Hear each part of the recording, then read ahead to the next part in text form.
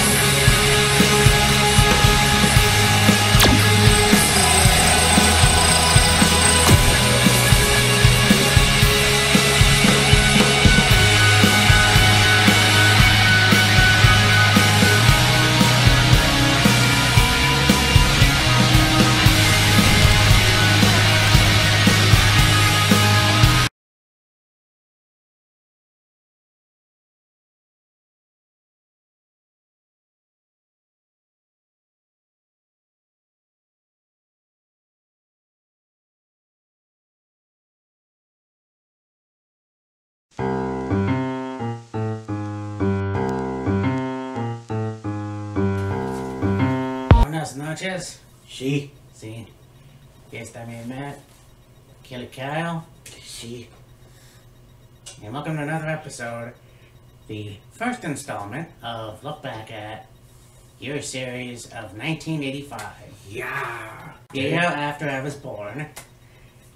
Year after you were born, Yes. and we're in mid-February of 85. Kind of fitting that this is how we're actually doing this in February. Yeah. So, But, this was mid-February of 85, yeah. and we're literally 2 months, or a month, before the very first WrestleMania. Yes, yes. WrestleMania would happen. Yes. The answer to Starrcade of 1983. Right. But this show was actually pretty cool. Yes. There was 2 hours of wrestling and really good show. And I think one of the things that really, people forget, well, some people forget, was the fact that these matches were super quick. Yeah.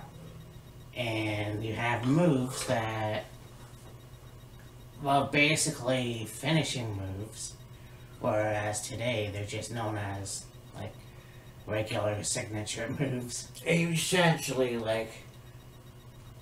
you had a couple of matches, and with a reversal of, a power slam or a body slam, You had a match end with an airplane spin.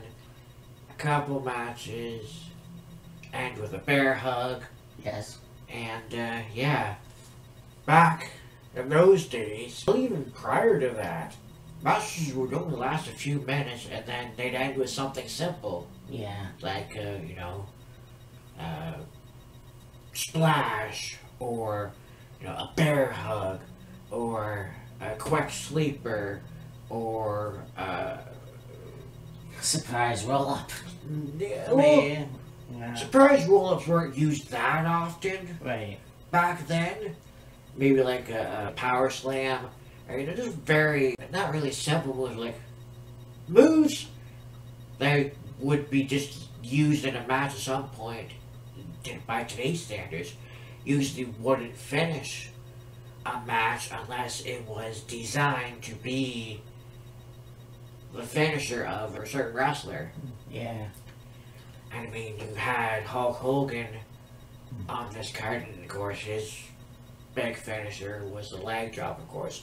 But majority of these matches ended within 10 minutes or so. And yeah, it would just end with your most generic move, I will say. But that's the way it was back then. Yeah. Yeah, this is gonna be a really good review, and I think that, hopefully we'll get the next 2 reviews on YouTube, but Yeah, we'll see. yeah, I mean, we'll shout out the guy that we watched this from, so, Yes. well, if not, yeah, anyways, whatever. Should mention also this was WWF Spectrum, Yes. which took place from the infamous Philadelphia Spectrum. Yep. So, yeah. And there was like 4 main arenas back then that the WWF would visit quite regularly and have shows from. Madison Square Garden, Maple Leaf Gardens, Yep. Boston Gardens, and the Philadelphia Spectrum. Yeah, always at the garden. God, yeah. New York was WWF's home base, you could say, and then they would go to, Boston at the Boston Garden, Philadelphia Spectrum, go to Toronto, Maple Leaf Gardens, and, do other places, but that was like their 4 main Yeah. places that they would tour, you could say, regularly. They're, like, mainly they would be in, like, the New York area and Madison Square Garden, but they did also go to other cities before they would go internationally, I'll call it. Yeah. Yeah, for sure. So anyways, Like Donkey Kong. Commentators for the evening were Gorilla Monsoon and Dick Graham. yes. And I mean, Gorilla, one of the best wrestlers, turned commentators, Right. and had no idea that he'd been commentating since the late 70s. Yeah. So, I remember when I was a kid, it was Gorilla, Vince, and Bobby.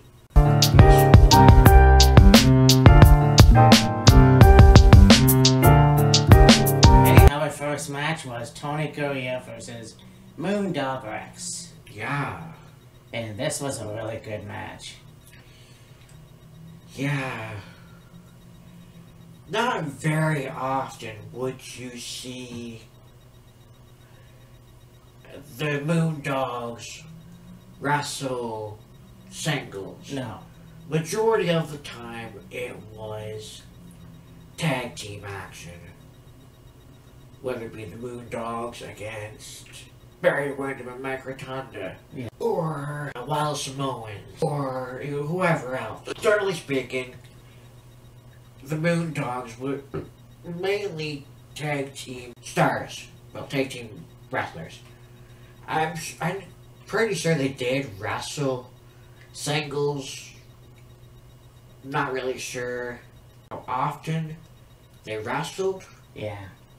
Singles, but like I said, mainly tag team competitors. Right. And Tony Garea, fairly highly regarded wrestler. I believe the very first wrestler from Auckland, New Zealand. That's right, yes. So, when you hear of other New Zealand wrestlers mentioned, of course, you gotta throw in Tony Garea's name as like the, not really inspiration, but like the one that started it all. Right, yeah. Coming to America, wrestling for the WWF. Not exactly sure where he wrestled previously before coming to the WWF, and yeah, this was a very, very good match. Yeah, you look at guys and girls that came from New Zealand, you know, you have Tony Garea, the Bushwhackers, Dakota Kai, you know, many others. And I think that, yeah, this isn't the first time that we mentioned both these competitors. Right. But very talented, and I mean, yeah, very cool match. Tony Garea went over, but yeah, as I mentioned, you know, it was Rex going for like a power slam on Garea. Garea just hooked his head, rolled him over, and got the pin. yeah, You know, like not the most exciting finish, if you will, but you know, that's the way it was back then. oh yeah, for sure. I mean, that was basically considered a finisher, Yeah. you know.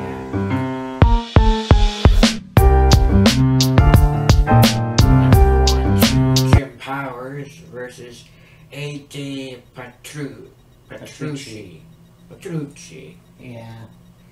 And I was saying this to Kyle, I think it was this match. Now it's funny the physiques these people had. Yeah. You know, there wasn't too many in the mid 80s. I think it started mostly like later on. Right. At least with Hercules, Hernandez, and the Ultimate Warrior, and so on and so forth.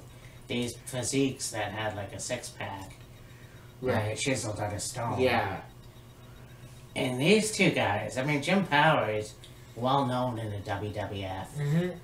AJ Petrucci, I have no clue. Yeah. I don't remember seeing him in this match, or on any match in WWF throughout their wars. Yeah, I'm not sure how long AJ lasted with the WWF. I had commented to Matt about how back in those days, like the 80s, you know, early mid 80s, you would see, or even you know, the 70s, Yeah.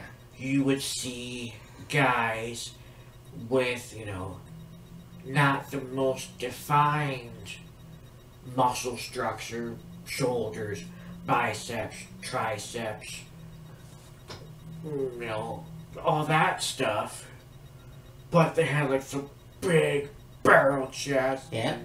fairly large pectoral muscles, and not really much defining of the trapezius muscles even. Right, yeah. And then later on, later to the 80s into the 90s, like Matt said, you got guys like the Ultimate. Well, okay, there's a guy that had quite a more defined build this time period that a lot of wrestlers back then, but we'll get to that when we get to that. But yeah, once you get later into the 80s, into the 90s, that's when you saw wrestlers with more defined physiques. Definition of the shoulders, the biceps, Yeah. the triceps, the pecs, abs, traps, quads, hamstrings, the whole 9 yards. Guys like, you know, Ultimate Warrior, guys like Rick Rude, guys, like, for definition. Yeah, but I mean, you look at, well, Ivan Putski, Yeah. Angelo Poffo, Yeah. you know, superstar Billy Graham. Mhm. I mean, these guys had chiseled physiques. Yeah. Chiseled out of stone, whatever. You knew that they had to have been juicing. Like, I don't know, these guys probably were as well. It was hard to tell I sometimes. don't really know if they were juicing, only because their body structure, like their physique, Yeah. was not one of a guy that's juicing. Was more of a guy that, you know, worked out, but like not to be, you know, super defined, super jacked, big muscles, and you know, all that other stuff. It was just worked out, and he looked big, and it was what it was. And I don't think at this point in time, body image was the big thing that got you on television. It was, if you were good in the ring and you could wrestle, had some sort of, let's say, they got a background in amateur wrestling, whatever you know, they did bring you in. Yeah. It wasn't until later, when Vince was in charge, like Vince Jr. was in charge, that he really put a lot more emphasis on being in shape. Oh yeah, for sure. But nonetheless, Jim Powers won the match. Yeah. And yeah, once again, not knowing much about AJ Petrucci, knowing more about Jim Powers. I mean, I would think we even talked about him quite a bit.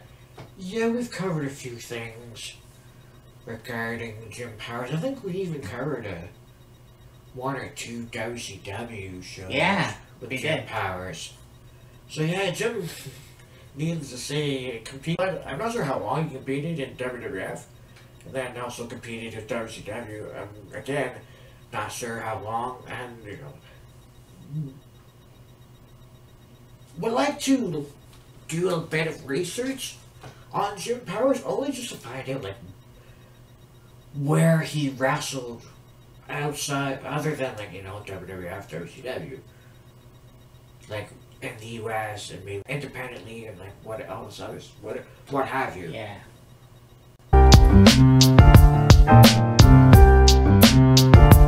So now we come on to the Barbarian, Dave Barbie versus Carl Fury.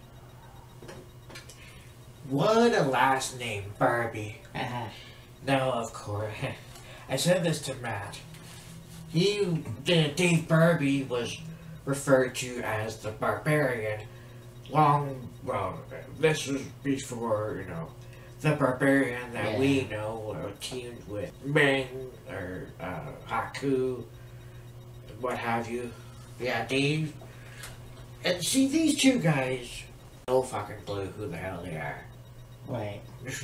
Only learning about these guys literally right now. Yeah. Carl Fury and Dave the Barbarian Barbie. Yeah. I mean, Dave started off the match, like, even before the bell, or like right after the bell, just going right after. Oh, yeah. With his back turned, so a lot of aggression there. Yeah, a lot of aggression there, and kind of choking Carl on the ropes there, and Carl came back, but it was mostly Dave in control of the match and ended up getting the win. Yes.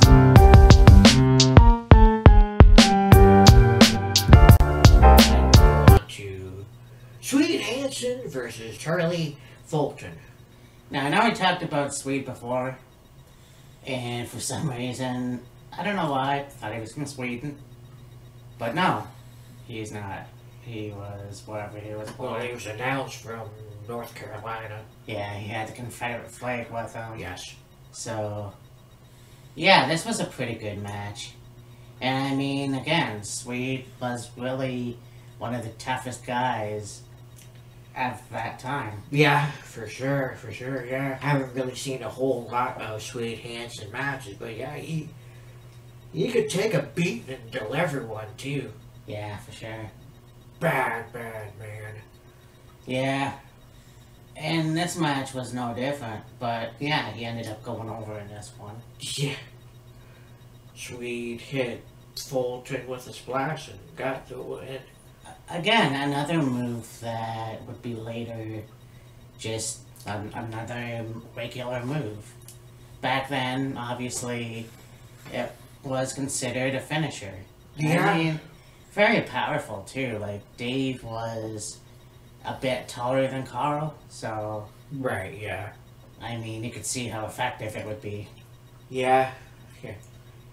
Just looking at the notes, if you will, of the match. Match only just went a little under 3.5 minutes. Yes. So yeah, very quick. Now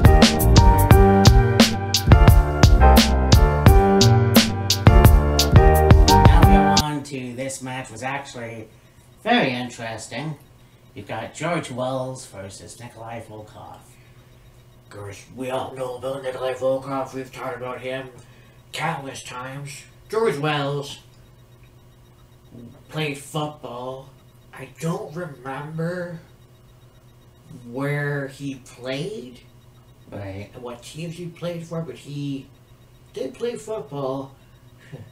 He's in the alumni, if you will, along with the likes of Refrigerator William Perry, Kevin Green, of course, Mongo, Steve McMichael.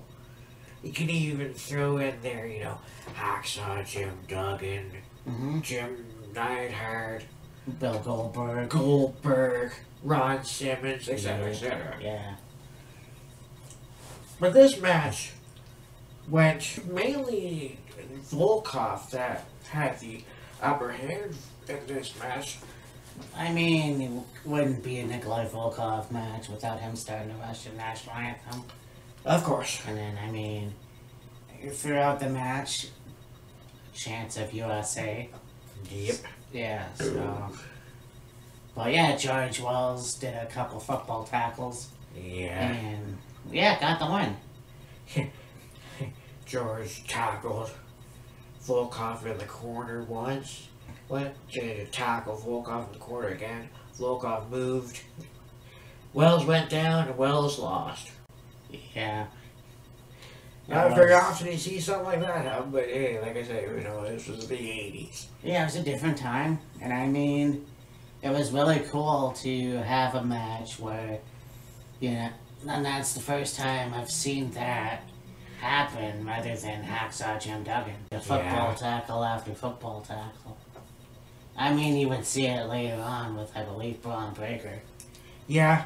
But You also did see George Wells do a couple of low chop blocks to the legs of Volkov.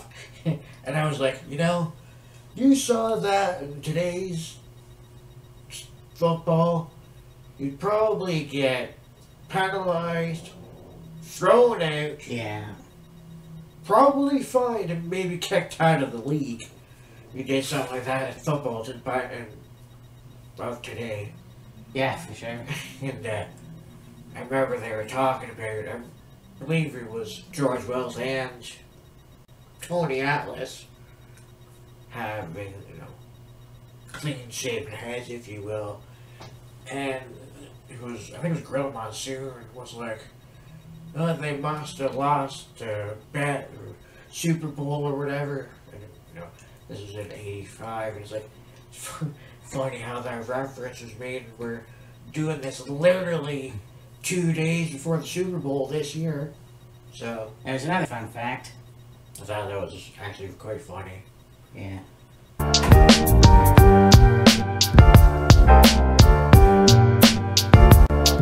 So now we have this match. We've got Barry Windham versus Dick Murdoch. I think Barry was a champion of some kind. Barry and Mike Rotunda, who had a match later on this card, were the tag team champions at the time. That's right, yes. Yes. Representing America. So, Yeah, this was a hotly contested match. Both Wyndham and Murdoch were laying in some shots to each other. Boy, oh boy. You talk about two dudes that can throw hands. yeah. Boy, them boys can sure throw hands. Oh, you thought Barry was gonna get the upper hand, and then you thought, well, Dick was gonna get, he retaliated back. And there was a point where I think Dick Murdoch got knocked unconscious a little bit. Like, he couldn't stand up for a while in the ring. So you thought, yeah, Barry's gonna win, but Dick got second win. So, Yeah. Any more jokes about that? So, We'll leave that one alone. right.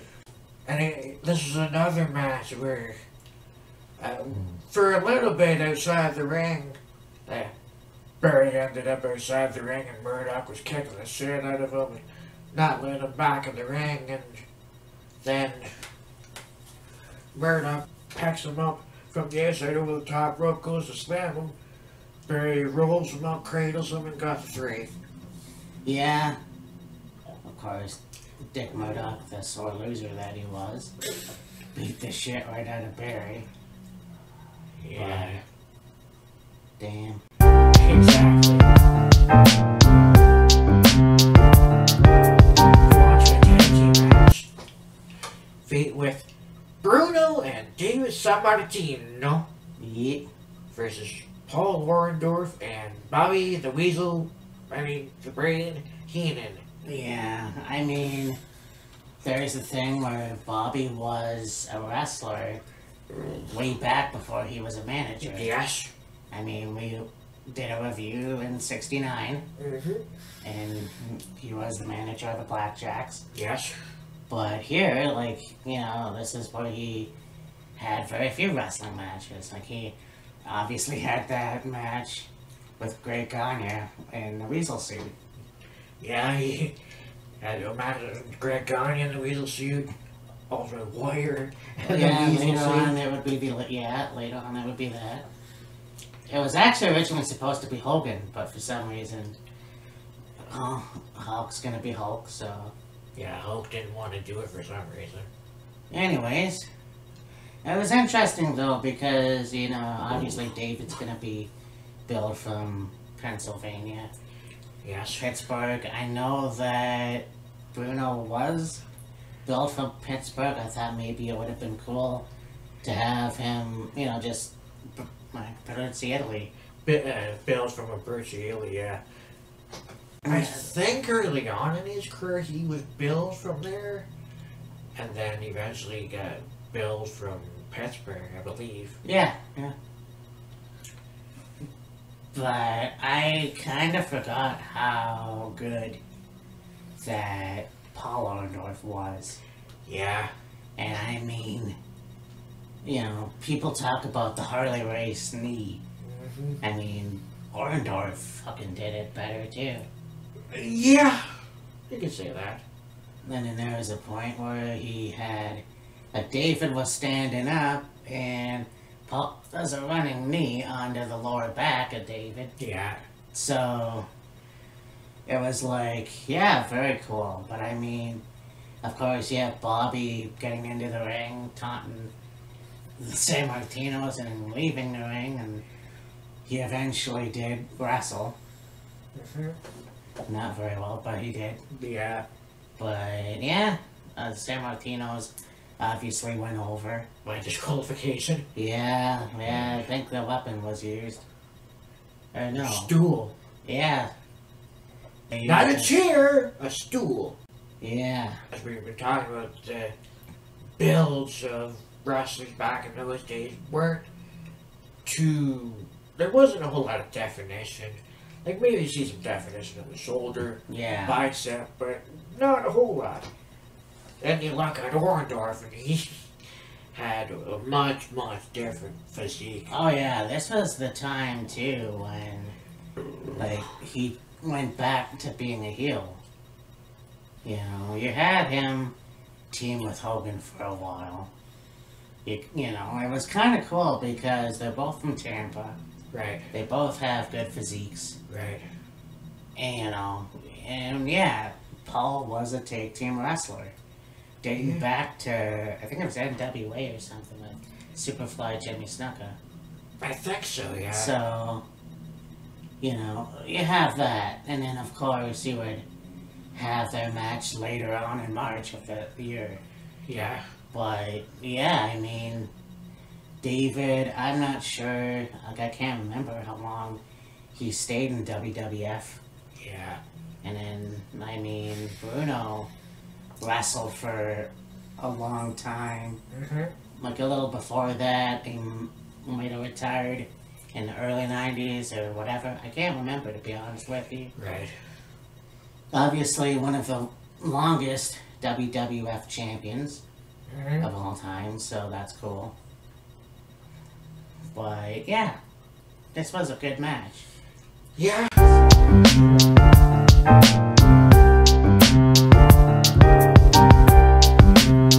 So now we have the second half of the tag team champions. Mike Rotunda versus Mr. X. Yeah. I have no clue who Mr. X Yeah, no clue who was. Mr. X is. Yeah. I mean, a guy that came to WWF and was only there for, I would imagine, a short period of time. Yeah. Not really overly familiar with Mr. X, of course, Mike Rotunda. We know very well. I imagine, you know, Barry Windham, Mike Rotunda, Team Champions, the Team USA, Mike Rotunda, and Ted DiBiase, the Money Incorporated. Yep. Spent a little bit of time in WCW as Wall Street. Yep. So, very extensive career. You know, as I made mention of quite a few times prior to Rotunda teaming up with Barry and being in the WWF, he was a member of the Varsity Club. Yep. It was him and Dr. Death Steve Williams and Rick Steiner. Yeah. And I mean, just watching him on the Raw 30 episode, it was like, yeah, he's still in good shape. Right, yeah. You know, and yeah, his kids are still in the business, obviously, so yeah, that's cool. You know, I don't think that you would see Mike ever in the ring again. But, I mean, back then, I mean, to watch him as a young man, well, it's very cool. Oh yeah, for sure. It's almost like watching Michael Hayes. Like, you can't believe that. I guess it's a difference between being in your 20s to being in your 50s, 60s, whatever. Yeah. The more athletic you are. There's not too many people in their 60s that athletic anymore. No, not by today's standard, no. No. And, Rotunda got the win in this one. Yes. And we go on to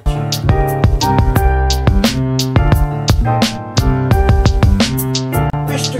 USA, Tony Atlas versus the other half of the Moondog Spot. Yes. It's a very interesting match. I think that, again, you talk about physiques. And this is a guy who, yeah, he was in the Olympics. He had won the tag team championships with Rocky Johnson. First black tag team champions. Yes. And so this was cool. And I mean, the Moondogs were, I don't think they would be overrated. I guess. I mean, I'm not sure. Like, I've only seen them a few times, you know. Right. Not even sure when I started looking at them. Like, well, probably years ago. But anyways, like, this was a good match too. And you kind of forget how good Moondog was. Like, the both of them, I should say. Oh yeah, both Moondogs were actually very, very good. But you have Tony do the press slam on the spot to get the win. Yeah, took old Spidey, hit him out of every turnbuckle corner, backed him up, pressed him, slammed him, got the win.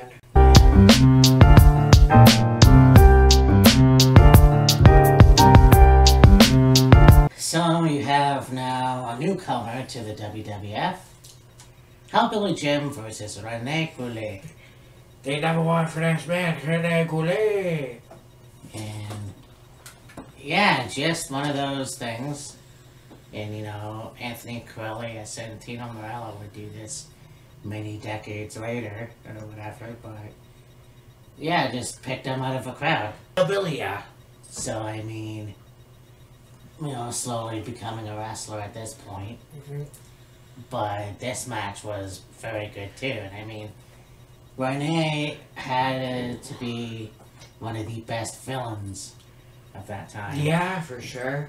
I mean, here's a guy that came from Nice, France. And I'm not sure if he was ever a face in his career, but Probably not. definitely very good inside the squared circle. You look at Hellbilly Jim, I mean, here's a guy that never won a title Right. in WWF, and honestly, I don't think he needed it. No. We often talk about wrestlers that have gotten the WWF or hell, even Intercontinental title. Right. I don't think Hillbilly Jim would have benefited from that. Not likely. Oh yeah, here's a guy that, you know, never held a title, was not the greatest in the ring, but he could hold his own fairly well, and was just so beloved by the fans. Oh yeah, I know. And to think, you know, later on in the mid-90s, he would be with the Godwins. Yep. Being a guy who would later be inducted into the WWE Hall of Fame. He would be in the Legends House Yes. and all that stuff. So, I mean, I'm not quite sure if he wrestled anywhere else. Like, I can't remember. Yeah, I'm not sure. I don't think he did. So, this was a pretty good match. Hillbilly Jim went over. The bear hug. Yeah. Good old bear hug. Good old bear hug. Yeah. And the thing is, like, you wouldn't necessarily think that there would be a good, you know, finisher, if you will, but you squeeze somebody tight enough, Yeah, you they'll can. quit. I know. I mean, Bruno used it for a number of years. Hillbilly Jim used it. Andre the Giant. Andre used it. No, a lot of them. A lot of wrestlers did use it, but just as a move in the match, not necessarily as a finisher. Very few guys used it as their, like, main finisher, if you will. I mean, fuck, that's how Lesnar beat Hogan. Yeah. Shit. So, I mean, that was cool. But this match was awesome. And I mean, once again, I think that Hillbilly Jim was the unique wrestler with that gimmick, you know. Oh, yeah. Not a lot of guys can be WWE champion, but he was entertaining. For sure he was. And of those vignettes, Jesus. Yeah. Yeah, Hillbilly Jim was one of a kind and just very entertaining. He could grab the crowd on his side like that. And, like, here's a guy that was probably 6'8", 6'9". Easily the 300-pound mark. Fucking do a cartwheel. Oh god, I forgot about that. Yes, a fucking cartwheel. You know, there's not a lot of men that big that could do a cartwheel. I honestly can't really remember somebody of that stature. I mean, maybe Bulldog, but Bulldog did a backflip. Yeah, Bulldog would do a backflip. Now, a guy that would do a cartwheel in the ring, not really as tall as Hillbilly, but, you know, still, you look at it and go, okay, how the fuck can you do something at the size you are? Bam Bam Bigelow. Yes, that's right. He would generally do a cartwheel in the ring. But just the thing that was so impressive about it, if you will, is, like I said, Hillbilly Jim being, you know, fairly tall guy. Like I said, 6'8", 6'9", somewhere in there, and with cartwheels. You know, yeah, the list can go on. Big Van Vader. Another one on, before we move on, Paul White. When you look at Paul White in his 20s, like even when he came to WWF, he could move like a luchador. Oh yeah, he was agile. So, I mean, that was pretty epic. Like, that was one of those things where I kind of forgot it was like that. Yeah, if you watched Big Show probably later in the 90s to 2000s, 2010s, whatever, just you know, you saw how he was more like ground-based, if you will, and just aggressive in that. Yeah.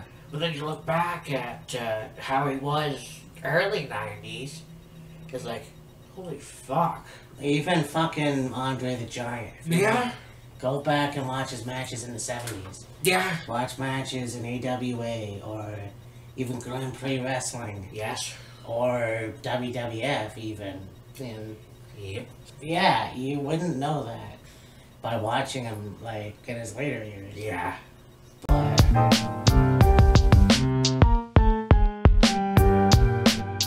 we go on to the WWF title, the main event of the evening. Yes. With the besties. Hulk Hogan and Brutus Beefcake. Yes. And I said this to Kyle too, like you look at Brutus Beefcake when he was with Johnny Valiant. Well, Wait, yeah. well, Matt and I were watching the beginning of the match, you know. Hulk's a House of Fire beating up Brutus, and Brutus goes to the outside, and Johnny with Brutus. And Matt looks at me and goes, "Is that Kevin Returns?" Like, no, that's Johnny Valiant. Yeah, and I know we talked about this before, so I guess I forgot. But yeah, I mean, Brutus had that look, like, you know, even when he became a face as the barber. And, like, you know, it wouldn't be long when he would team with Greg Valentine. Yeah.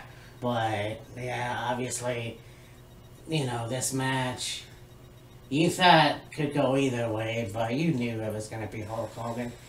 But there was a point where you have... Looks at me and goes, "Is that Kevin Returns?" Like, no, that's Johnny Valiant. Yeah, and I know we talked about this before, so I guess I forgot. But yeah, I mean, Brutus had that look, like, you know, even when he became a face as the barber. And, like, you know, it wouldn't be long when he would team with Greg Valentine. Yeah. But, yeah, obviously, you know, this match, you thought could go either way, but you knew it was going to be Hulk Hogan. But there was a point where you had unless it's Johnny Valiant holding up Brutus's arm with the title, thinking that they won. Yeah. Well, he won. Yeah. And then you look at him with the title and you think, you know, what could have been? There's these wrestlers who never held the strap, and you see a picture of them with the title, and you're like, you know, there's no reason why they couldn't hold on to that, couldn't have had that. Yeah. Well, there is one reason. But anyways, yeah, Hulk Hogan won, and then Brutus and Johnny beat him up. Yeah. Brutus and Johnny started double teaming on Hogan, and Hogan fought back, in both a double noggin knocker, and they end up out of the ring, and of course, I think Hogan did his usual posing and. Yeah, this was a time where they were just getting into music. Yeah. I mean, we had Born in the USA for what time to in Wyndham. You know. Yeah. And I don't know if Real American was there yet. I know that War to Settle the Score, he would have had more theme music. War to Settle the Score he would have had, which would happen later on the month after, along with WrestleMania. And there was another one too, but yeah, this was a good show. And I mean, one of the best times to be a fan of wrestling. For sure. I mean, it always amazes me how you have the old school fans bitching about today's product. And the thing of it is that it's got to evolve. Yeah, yes. You know, I mean, it's also funny to me how the people who are old school fans, they hate this time in wrestling, for WWE at least, but they like the Attitude Era. Like, I grew up around the time of, like, the new generation, which went into the Attitude Era. Yes. Which was perfect for me because I became a preteen. Yeah. So I don't know where that falls into, but anyways. Exactly. Yeah. But this was a good show. And next week is Elimination Chamber and Battle of the Valley. And 2 episodes, once again. And I figure that it's time to shake things up again. Yeah. So, depending on what episode it is, it'll be the second one.